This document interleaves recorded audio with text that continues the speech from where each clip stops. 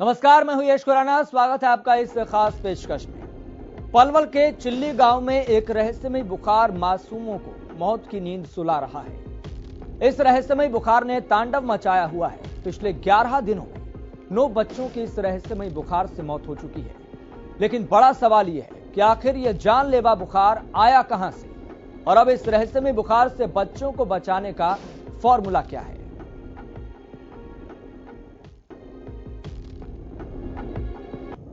Chilli गांव में बुखार का कहर, बच्चों पर रहस्यमय बुखार का प्रकोप। 11 दिनों में 9 बच्चों की मौत। कब होगा इस रहस्यमय बुखार का खुलासा?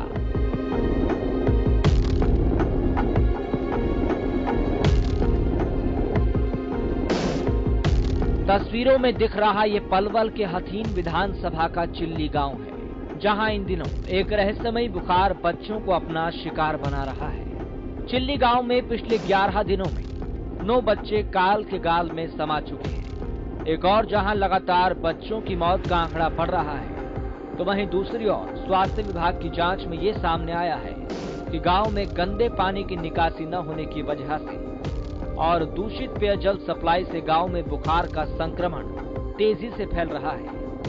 इसी बीच स्वास्थ्य विभाग की 13 टीमें गांव में सैंपल लेने के साथ साथ दवाइयों का छिड़काव भी कर रही है।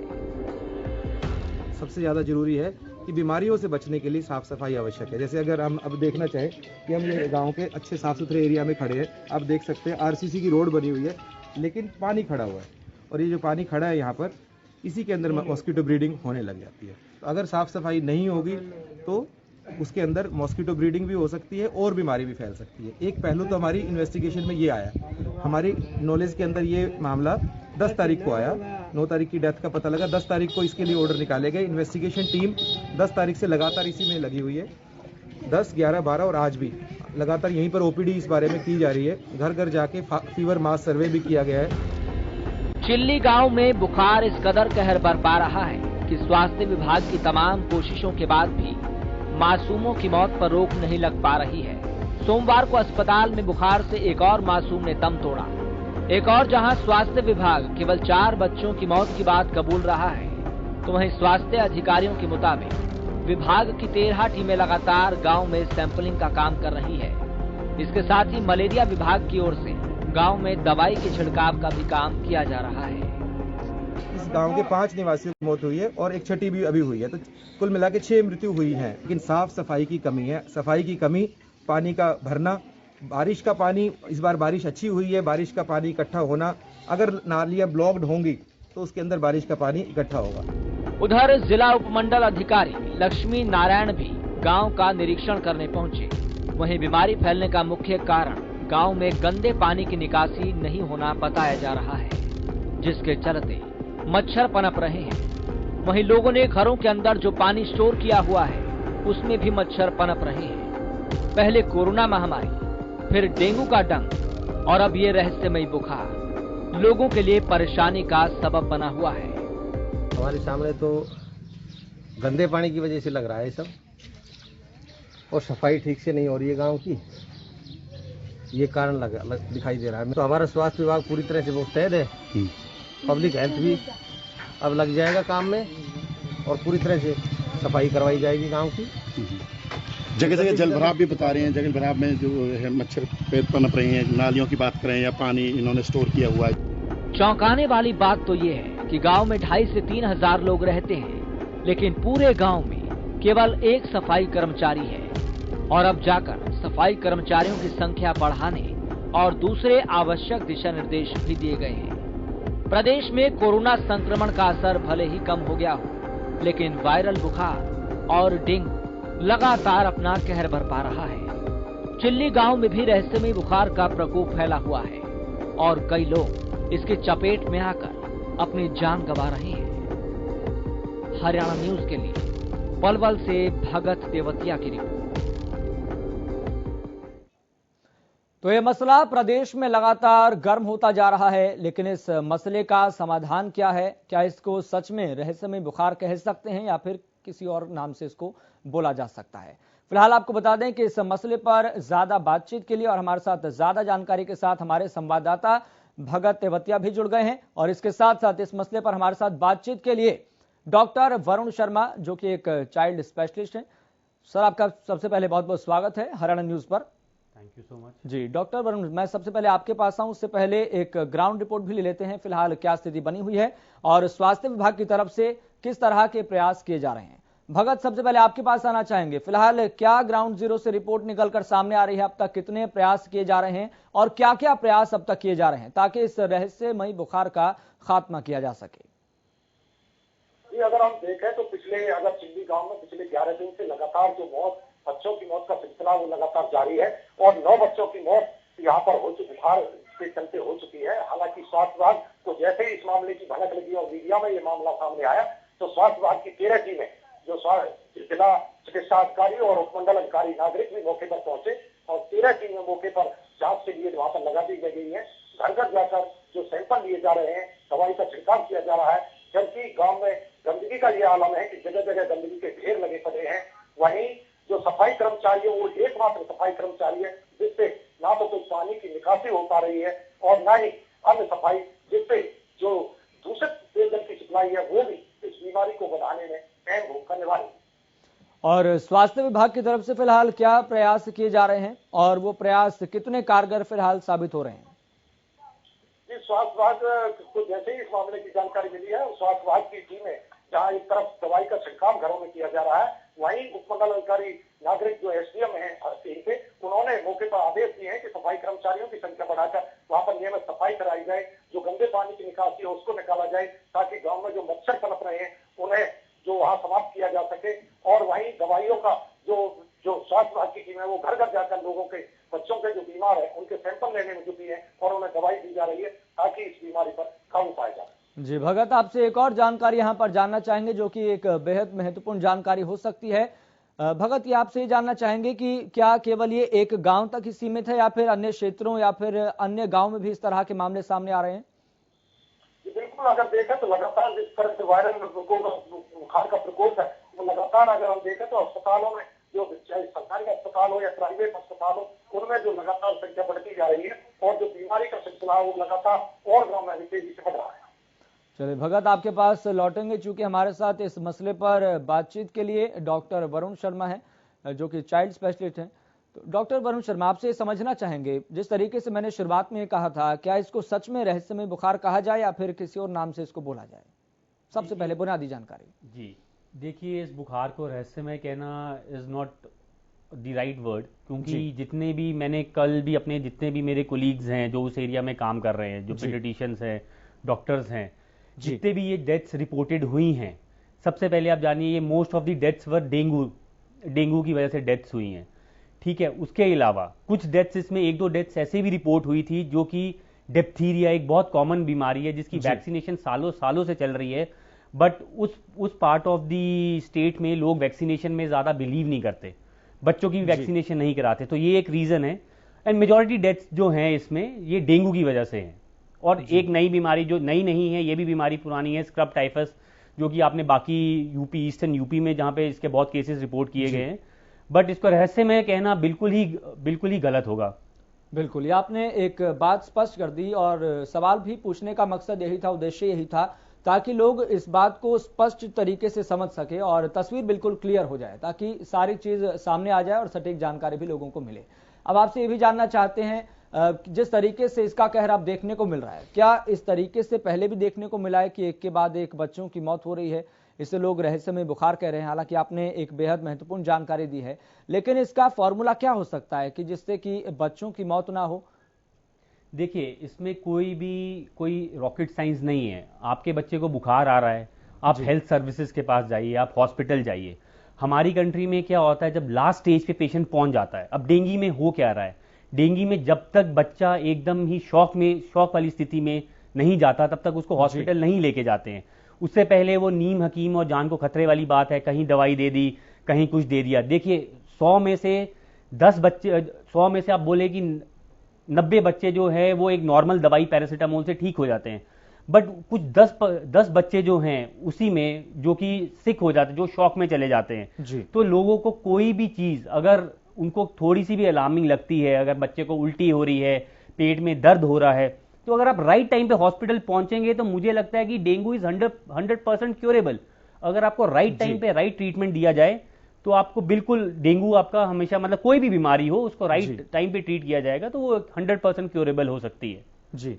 और इसके साथ साथ आपसे ये भी जानना चाहेंगे, चूंकि यहाँ पर देखा जा रहा है जो भी अगर कोई बीमारी सामने आती है या फिर महामारी सामने आती है, हमने देखा था जिस तरीके से कोरोना जब शुरुआत में आया था तो ज्यादा किसी को जानकारी नहीं थी, ज्यादा कोई अवेयर नहीं था इस बारे में, लेकिन जैसे जैसे समय बीता सब समझने लगे कि इसका तोड़ क्या हो सकता है, जो हमारे हथियार हैं, चाहे सामाजिक दूरी का पालन करना हो, चाहे मास्क का उपयोग करना हो। तो ऐसे में अगर जो रहस्यमय बुखार है, जिसे रहस्यमय बुखार नहीं कहना चाहिए, जिसे आपने कहा कि डेंगू कहना चाहिए, ज्यादा बेटर रहेगा, तो ऐसे में इसके लक्षण अगर समझने हो ताकि लोग जागरूक भी हों और समय रहते डॉक्टर के पास जाएं और इलाज करवाएं ताकि इस तरह की स्थिति पैदा ना हो, तो लक्षण आप बताएं कि लक्षण क्या हो सकते हैं। देखिए, इस सीजन में वायरल फीवर बहुत कॉमन होता है, वो डेंगू की वजह से हो या वो फ्लू की वजह से हो, ठीक है, तो आपको फीवर आएगा, आपको बॉडी एक होगी, बच्चा खाना पीना कम कर देगा, ये सब एक बहुत कॉमन लक्षण है जो कोई भी माँ बाप, वो पढ़े लिखे हों या कम पढ़े लिखे हों, वो इसको तुरंत ही भाप लेंगे। दूसरी चीज, जब भी आपको लगता है, अब मेजॉरिटी आप देखिए कि प्रॉब्लम क्या है, प्रॉब्लम हेल्थ वर्कर्स की तरफ से नहीं है, प्रॉब्लम हॉस्पिटल्स की तरफ से नहीं है। आप कभी भी बच्चे को हॉस्पिटल लेके आते हैं तो डॉक्टर यही सजेस्ट करेगा कि इसको 24 घंटे के लिए रख लेते हैं, देख लेते हैं कि इसको क्या सिम्टम्स फ्यूचर में कोई बिगड़ने तो नहीं वाले। 90% ऑफ दी पब्लिक क्या करती है, वो बोलती है नहीं नहीं सर, हम उसको दवा दे दो, घर जाके ये ठीक हो जाएगा। कुछ बच्चे ठीक हो जाते हैं, बट उनमें से कुछ बच्चे जो हैं वो सीवियर, जो डेंगू, जिसको डेंगू शॉक कहते हैं, उसमें जाने की बहुत संभावना रहती है। कोई भी बीमारी जो कि उसको उसमें बढ़ जाती है, तो वो एक बहुत बड़ी समस्या है। अगर आप राइट टाइम पे राइट इंटरवेंशन करेंगे, राइट ओपिनियन लेंगे और एक डॉक्टर, एक क्वालिफाइड डॉक्टर की आप सजेशन मानेंगे, तो मुझे लगता है कि ये बहुत इजीली ये टैकल हो सकता है। जी। और ये भी आपसे जानना चाहेंगे, चूंकि किस तरीके से पनपता है, कैसे पहुंचता है और किन चीजों का हमें ख्याल रखना चाहिए, और इसके साथ साथ चूंकि आप भी ग्राउंड जीरो पर गए थे, आपने देखा कि किस तरीके के हालात बने हुए हैं, तो लोग इसके लिए कितना जिम्मेदार हैं। देखिए, आप सिंपल सा एक लॉजिक, बहुत ही सिंपल सा लॉजिक है, ये क्यों हो रहा है। पिछले कुछ दिनों में बारिश बहुत ज्यादा हुई है, बारिश ज्यादा होने से पानी इकट्ठा हुआ है, पानी, ये वेक्टर, ये सारी मस्कीटो बॉर्न डिजीजेज हैं ये, ठीक है। अब जहां पे भी फ्रेश वाटर रहेगा, जब पानी इकट्ठा रहेगा, वहां पे ब्रीडिंग जो मस्कीटोज की ज्यादा होगी। तो अगर आप पानी कहीं पे भी इकट्ठा नहीं होगा, साफ सफाई रखोगे, तो अब मुझे लगता है कि ये बीमारी बहुत इजीली टैकल हो सकती है। और हमारी नेबरिंग स्टेट्स ने भी ये काम किया है, ऐसा नहीं है कि ये लोग, बाकी स्टेट्स ने काम नहीं किया है। और इसमें लोग, आप हमेशा किसी को, आप जैसे मैं न्यूज में देख रहा था कि एक ही सफाई कर्मचारी है, आपको खुद, आप अपना घर नहीं साफ करते, तो अपनी कॉलोनी सब लोग मिलके अगर आप थोड़ी थोड़ी अपने सामने वाली चीजें साफ करेंगे, जब अपने आगे पीछे साफ सफाई रखेंगे, तो इट इज आपकी अपनी रिस्पॉन्सिबिलिटी है। रादर कि आप किसी पे ब्लेम करते जाओ कि भैया एक ही सफाई कर्मचारी था, एक ये था, तो आपको सबको एज अ क्यूमुलेटिव सोसाइटी आपको एक स्टेप लेना है कि इस सीजन में पानी इकट्ठे नहीं होने देना है और साफ सफाई रखनी है। जी, मतलब यहाँ पर इस बीमारी को खत्म करने के लिए लोगों का ही सबसे बड़ा दायित्व है, और ये अपने आप में एक बड़ा सामाजिक दायित्व भी है, जिसे हमें, आपको और प्रदेश के सभी व्यक्तियों को, देश के सभी व्यक्तियों को समझना होगा कि साफ सफाई रखना कितना जरूरी है, भले ही चाहे कोई महामारी हो या फिर कोई बीमारी हो। लेकिन ऐसे में डॉक्टर साहब, आपसे ये भी समझना चाहेंगे, क्योंकि हमारा इस प्रोग्राम का उद्देश्य ये भी है ताकि लोगों तक सटीक जानकारी हो, वो जागरूक रहें और समझ सकें कि इसका तोड़ क्या हो सकता है, और वो तोड़ उनके पास भी है।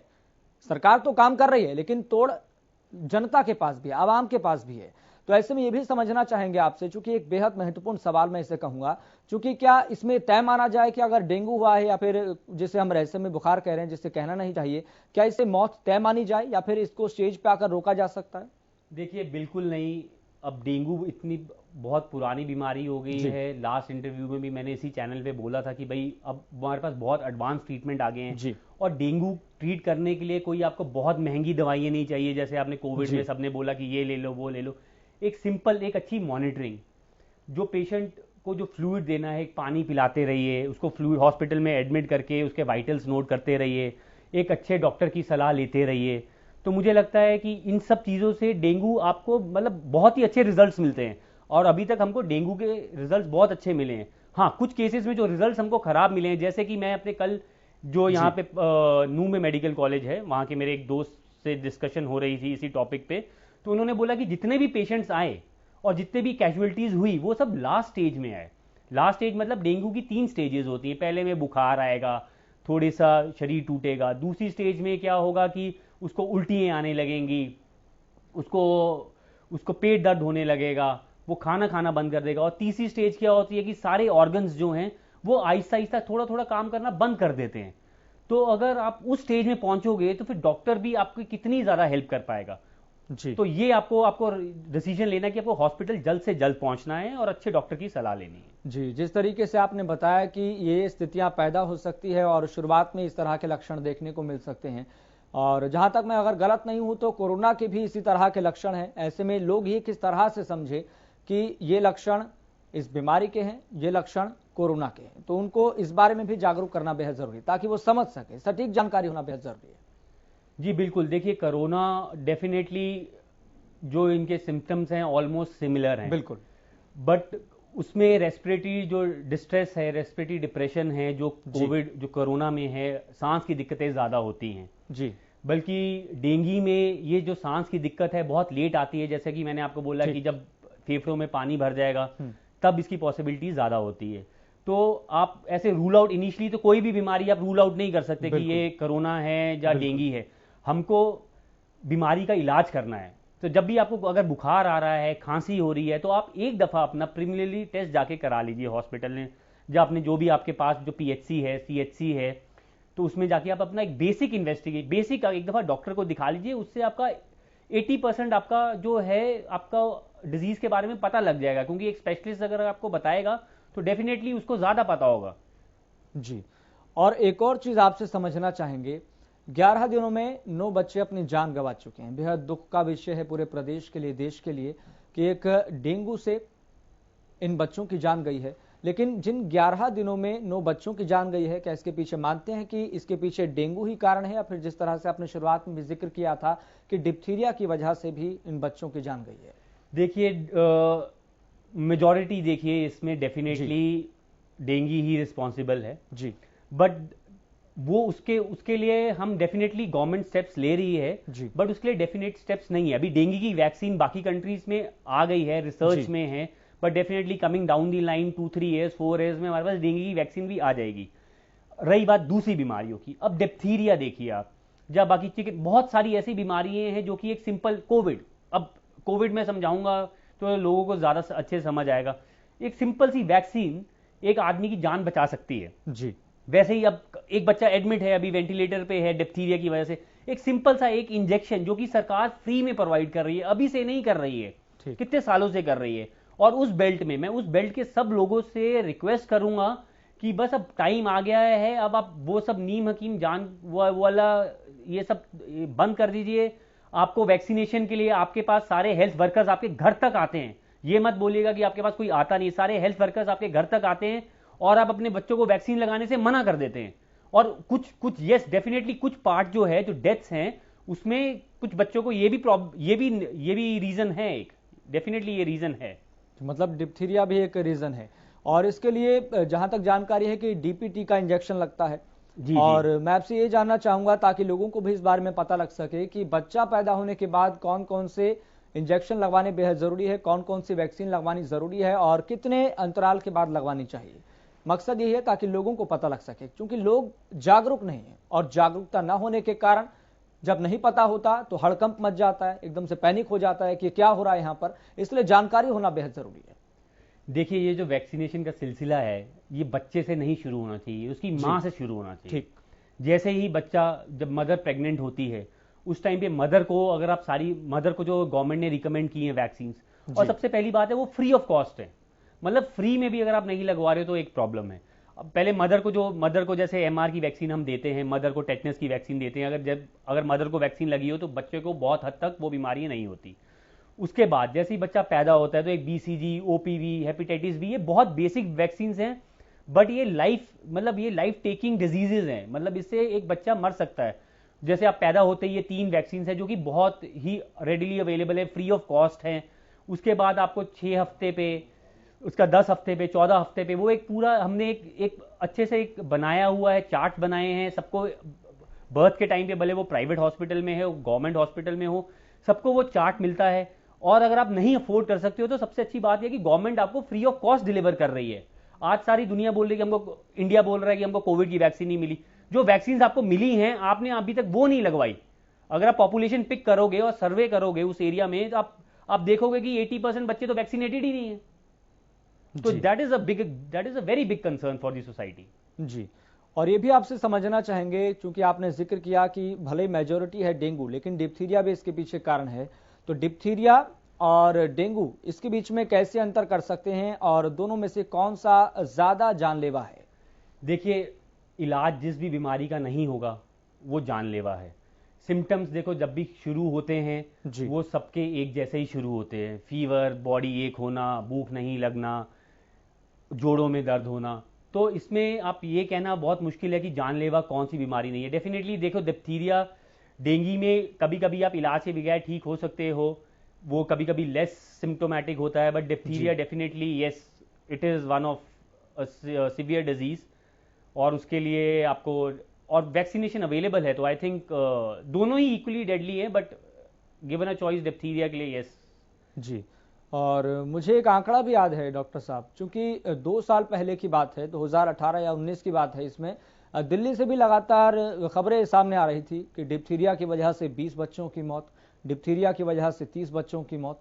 मतलब 100 से ज्यादा बच्चों की मौत 2 से 3 सालों के भीतर बच्चों की हो चुकी है डिप्थीरिया की वजह से। हाँ, देखिए, डेफिनेटली हमारी कंट्री में ये प्रॉब्लम है, इसमें किसी की गलती नहीं है। इसमें देखो, vaccination is the primary prevention.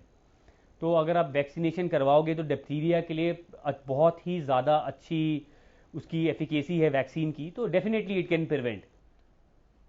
जी,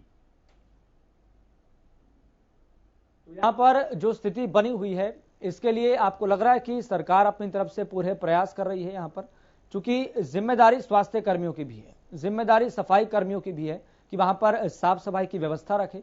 क्योंकि हमने देखा है कि हमारी ह्यूमन टेंडेंसी हो जाती है, हम अपने कॉलोनियों में, अपने क्षेत्रों में, अपने जिलों में साफ सफाई नहीं रखते हैं। अपने घर के आसपास तो कर लेंगे, लेकिन हर कोई नहीं करता, जिस वजह से सफाई कर्मी भी आते हैं, कूड़ा उठाते हैं, लेकिन फिर भी बारिश के कारण पानी जमा हो जाता है। जिस तरीके से हमने देखा है 3-3 फुट तक, 4-4 फुट तक।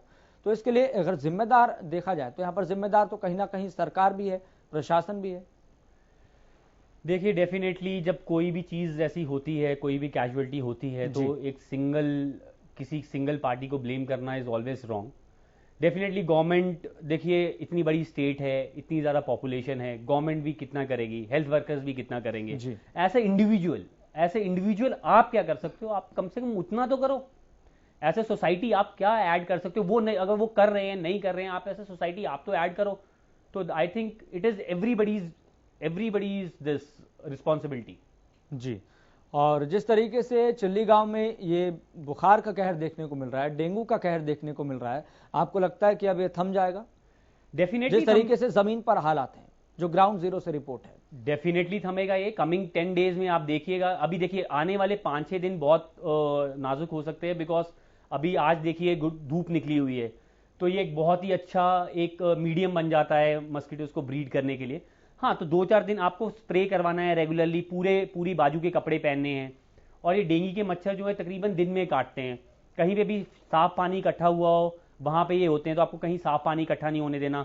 कूलर का पानी जो है वो बदलना है रेगुलरली, या तो पानी नहीं, और जितना जहाँ पे भी गंदगी है वो आपको साफ करनी है। तो डेफिनेटली ये कंट्रोल होगा। ऐसा कोई रीज़न नहीं लगता हमारे को कि ये बहुत ही रहस्यमयी बीमारी और जो कंट्रोल नहीं होगी। जी, इसके साथ साथ मैं इसके तरह एक सवाल पूछना चाहूंगा कोरोना को लेकर भी। कोरोना को लेकर जिस तरह से आप स्थिति देख रहे हैं कि प्रदेश में कोरोना का ग्राफ पूरी तरह से डाउन हो चुका है, लेकिन ऐसे में आपको लग रहा है कि ये पूरी तरह से जो स्थिति बनी हुई है इसी तरह से बरकरार रहेगी? क्योंकि तीसरी लहर की भी आशंका है, इस तरफ डेंगू का कहर भी है। देखिए, अगर लास्ट ईयर की बात करें तो इस टाइम कोरोना के केसेस एज कंपेरेटिवली इस साल से बहुत ज़्यादा थे।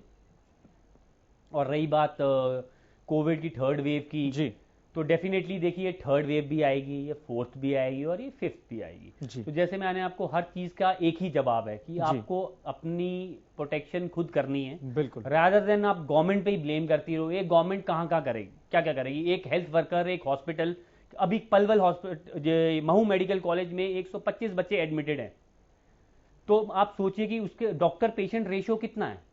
तो ऐसे करके आप ये देखिए ना, हेल्थ वर्कर पे कितना बर्डन है, वैसे डॉक्टर्स पे कितना बर्डन है, वैसे गवर्नमेंट पे भी बर्डन है, सोसाइटी पे भी बर्डन है। तो आपको सबको अपना अपना थोड़ा थोड़ा सा रोल जो है कहीं ना कहीं निभाना पड़ेगा। बिल्कुल जी, चलिए डॉक्टर वरुण शर्मा, बहुत बहुत शुक्रिया जुड़ने के लिए और तमाम जानकारियां देने के लिए। भगत तेवतिया जी, आपका भी बहुत बहुत शुक्रिया जुड़ने के लिए और ग्राउंड जीरो से रिपोर्ट करने के लिए। तो जानलेवा बुखार का कहर लगातार जारी है और यही हम उम्मीद करते हैं कि आप इस प्रोग्राम के बाद जरूर अवेयर हुए होंगे, आपको तमाम जानकारियां मिली होंगी। तो इसलिए सबसे बड़ी जो जिम्मेदारी है समाज के अंदर, जो हमारा सामाजिक दायित्व है, उसे हमें निभाना पड़ेगा, भले वो कोरोना महामारी जैसी इस जानलेवा कहर की बीमारी को लेकर हो या फिर डेंगू को लेकर हो। तो सामाजिक दायित्व जरूर निभाएं। फिलहाल इस खास पेशकश में इतना ही, मुझे दीजिए।